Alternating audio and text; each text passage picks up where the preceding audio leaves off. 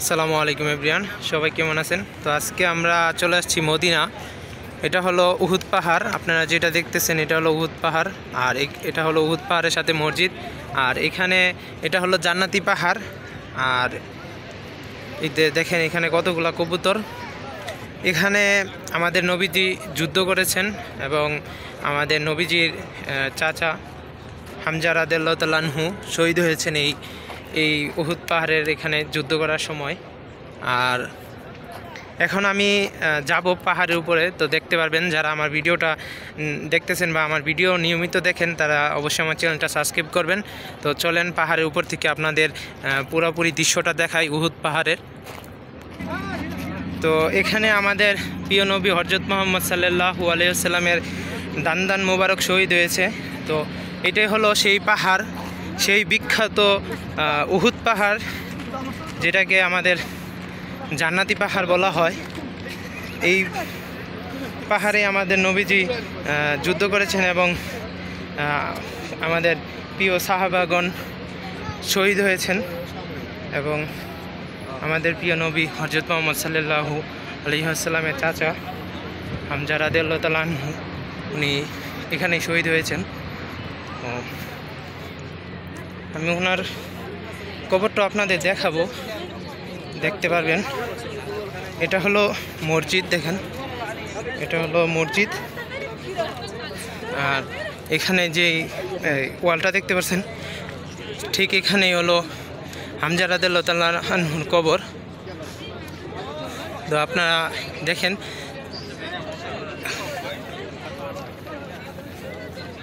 ভিডিওটা ভালো লাগলে বা যারা উহুদ পাহাড় সম্পর্কে জানেন বা যারা উহুদ পাহাড় সম্পর্কে জানেন না তারা অবশ্যই বলবেন যে আপনাদের ভিডিওটা দেখে কেমন লাগলো উহুদ পাহাড়ের।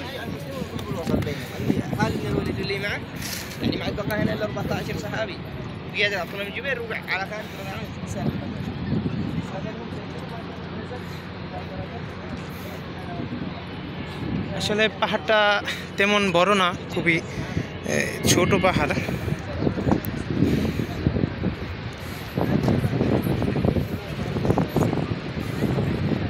যারা উমরা এবং হজ করার জন্য বাংলাদেশ থেকে আসে তারা বেশিরভাগ মানুষ এই উহুদ পাহাড়ে আসে, উহুদ পাহাড়ে সাক্ষী হওয়ার জন্য আসে যে এটা হলো উহুদ পাহাড়, জান্নাতি পাহাড় বলা হয়। এখানে আমাদের নবীজি প্রিয় নবীজি হযরত মুহাম্মদ সাল্লাল্লাহু আলাইহি ওয়াসাল্লামের দান মোবারক শহীদ হয়েছেন, তার জন্য অনেক মানুষ এখানে আসেন। তো দেখেন, তো চলেন আপনাদের হামজা রাদিয়াল্লাহু তাআলা আনহুর কবরটি দেখাই। আমি এখন আছি উহুদ পাহাড়ের ঠিক উপরে। আমার পিছনে দেখতে পাচ্ছেন মসজিদ এবং আমার ঠিক পিছনে দেখতে পাচ্ছেন যে ওয়ালটা, সেটা হলো সেটার ভিতরে হামজা রাদিয়াল্লাহু তাআলা আনহুর কবর। এখানে উহুদ পাহাড়ে আমাদের নবীজি হযরত মুহাম্মদ সাল্লাল্লাহু আলাইহি ওয়াসাল্লামের দান মোবারক শহীদ হয়েছেন যুদ্ধ করার সময়, এবং ওনার চাচা এবং আমাদের প্রিয় কিছু সাহাবীগণ তারা শহীদ হয়েছেন। তো ওনার চাচা হামজা রাদিয়াল্লাহু তাআলা আনহু এখানে শহীদ হয়েছেন। তো চলেন ওনার কবরটা দেখাই, হামজা রাদিয়াল্লাহু তাআলা আনহুর কবর। পাহাড়টি মক্কা থেকে বেশি দূরে নয়, 5-6 কিলোমিটার এমনই হবে দূরত্বটা। তো আপনারা যারা মক্কা মদিনা আসবেন তারা সবাই চেষ্টা করবেন মক্কা আসলে মদিনা আসার পরে নবীজির রওজা মোবারক জিয়ারত করার পরে উহুদ পাহাড়ে আসার জন্য। আসলে এটা হলো জান্নাতি পাহাড় দেখলেন এবং সাক্ষী হলেন এবং হামজা রাদিয়াল্লাহু তাআলা আনহুর কবর দেখলেন এবং সাহাবীগণদের কবর দেখলেন, কবর জিয়ারত করলেন। এটা খুবই সওয়াবের একটা কাম, কবর জিয়ারত করা।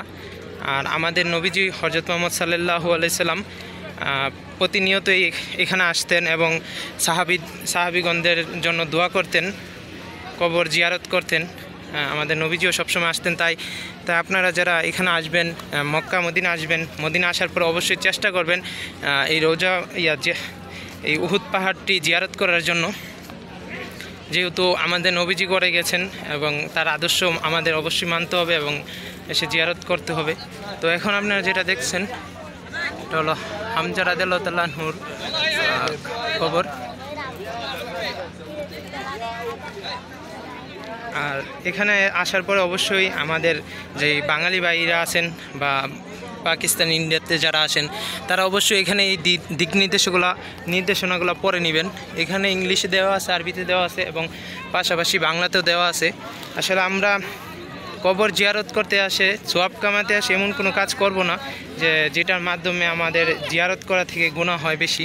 কারণ এখানে আপনি কি কি করতে পারবেন, কি কি করতে পারবেন না, সবগুলা দিক নির্দেশনা এখানে এই বুটগুলাতে দেওয়া আছে। কারণ এই যে দেখেন এখানে সবগুলা দিক নির্দেশনা দেওয়া আছে, আপনারা চাইলে পড়ে নিতে পারেন ভিডিওটা স্কিপ করে। এখানে কিছু গুরুত্বপূর্ণ দিক নির্দেশনা দেওয়া আছে, যদি আপনারা অবশ্যই এই দিক নির্দেশনাগুলো মানবেন।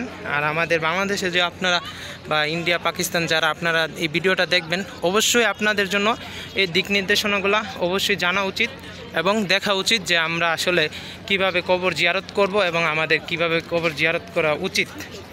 এবং দেখেন এখানে যেহেতু আমাদের নবীজি চাচা হামজা রাদিয়াল্লাহু তাআলা আনহুর কবর আছে, অথচ কোনো পাকা নেই বা উঁচা কোনো ব্যবস্থাও নাই। তো উনি ছিলেন নবীজির খুবই প্রিয় চাচা। আর আমাদের নবীজির সাহাবিগণ, আমাদের প্রিয় সাহাবিগণ, তাদেরও কবর আছে এখানে, কিন্তু কেউর কবরই আপনার পাকা নাই।